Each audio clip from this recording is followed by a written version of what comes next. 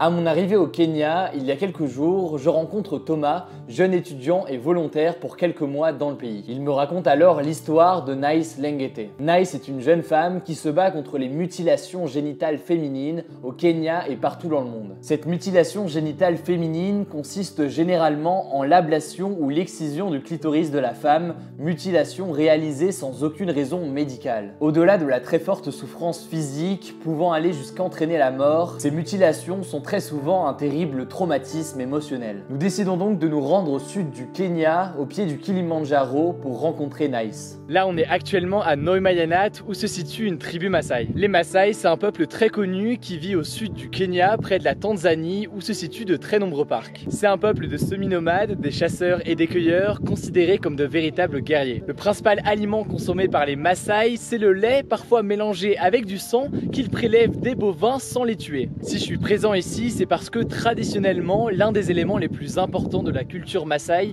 c'est la mutilation génitale des femmes. Nice a grandi dans une tribu Maasai similaire à celle-ci, mais à l'âge de 8 ans, elle a fui pour échapper à l'excision. Depuis, elle lutte contre les mutilations génitales féminines au Kenya et maintenant partout dans le monde. Son témoignage est très touchant, très inspirant, il en dit beaucoup sur la situation et le combat à mener. Le mieux, c'est d'écouter son histoire. When I was growing up, I used to attend these ceremonies and we saw so much pain because I saw girls as young as 7, bleeding too much. Myself, I was supposed to undergo the cut when I was 8 years old. I decided not to undergo. So my time reached. On the same day, we woke up at 4 a.m. We went outside our uncle's home and we climbed a tree. So we stayed there. So we opted to stay there until there was light. So when there was light, we came down and we walked to our mother's sister, which from Loitoktok is about 17 kilometers. So later on, our uncle realized we were there. So he came, we were beaten and threatened. So we had to promise that next time we're not going to run away. I explained to my grandfather that I don't want to undergo the cut. Our grandfather intervened and called them and say, let's leave her, let her stay the way she wants to stay. We have the Anti-FGM Prohibition Act, the 2011 in Kenya, but you see the law is there, but the law itself is not just enough. You cannot use force to fight attitude.